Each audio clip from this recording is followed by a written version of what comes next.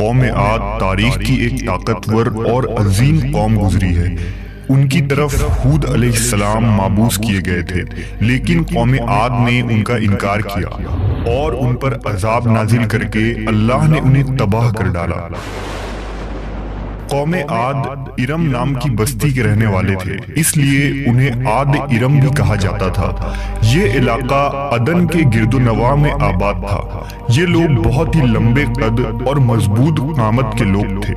اپنی طاقت و قوت کے بل سے یہ لوگ بہت جلد پورے یمن پر قابض ہو گئے۔ ان پر کئی بادشاہوں نے حکومت کی، مگر دو بادشاہ ایسے آئے جن کی حکومت عظیم اور جاہ و جلال والی تھی۔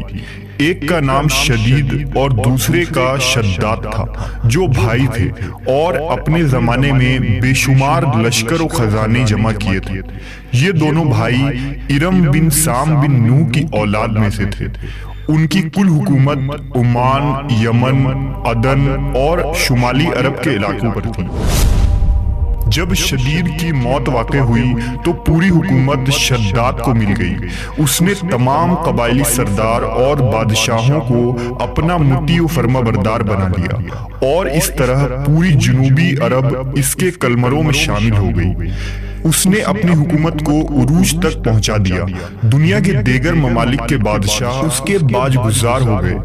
اس تسلط اور غلبے نے اس کو اتنا مغرور و متکبر کر دیا کہ اس نے خدائی کا دعویٰ کر ڈالا۔ اس وقت کے علماء اور پیغمبروں کے پیروکار نے اسے سمجھایا اور عذاب الہی سے ڈرایا، مگر وہ کہنے لگا، میرے پاس اب دولت و حکومت سب کچھ ہے، اب خدا کی عبادت کی ضرورت نہیں، اور میں اب کسی کی اطاعت نہیں کروں گا۔ شداد نے حضرت ہود علیہ السلام کی زبان سے یہ سن رکھا تھا کہ جنت کیسی ہوگی اور اس کی نعمتیں اور خوبصورتی کا کیا عالم ہوگا، اس لیے اس نے زمین پر جنت بنانے کا ارادہ کیا۔ وہ کہتا تھا، مجھے اس جنت کی ضرورت نہیں ہے جو خدا نے بنائی ہے، ایسی جنت تو میں خود دنیا میں ہی بناؤں گا۔ لہٰذا اس نے 100 معتبر افراد کو جمع کیا اور ہر ایک کو 1000 آدمیوں پر مقرر کیا، اور پورے دنیا کے ماہرین کو عدن آنے کی دعوت دی۔ اس نے اپنے بھانجے ضحاک کو، جو ایران کا بادشاہ تھا، کہلا بھیجا کہ جتنا سونا چاندی تمہارے پاس جمع ہے وہ فوراً میرے پاس بھیج دو۔ ضحاک نے ایسا ہی کیا۔ اس نے تمام حکمرانوں اور سرداروں کو یہ حکم دیا کہ سونے چاندی کی کانوں سے اینٹیں بنوا کر بھیجے، اور کوہ عدن کے متصل ایک مربع شہر جو 10 کوس چوڑا اور 10 کوس لمبا ہو بنانے کا حکم دیا۔ اس کی بنیادیں اتنی گہری کھدوائی کہ پانی کے قریب پہنچا دی، پھر ان بنیادوں کو سنگ سلیمانی سے بھروا دیا۔ جب بنیادیں بھر کر زمین کے برابر ہو گئی تو اس پر سونے چاندی کی اینٹیں کی دیواریں چنی گئی۔ ان دیواروں کی بلندی اس زمانے کے گز کے حساب سے 100 گز مقرر کی گئی۔ جب سورج نکلتا تو اس کی چمک سے دیواروں پر نگاہ نہیں ٹھہرتی تھی۔ یوں شہر کی 4 دیواری بنائی گئی۔ اس کے بعد 4 دیواری کے اندر 1000 محل تعمیر کیے گئے۔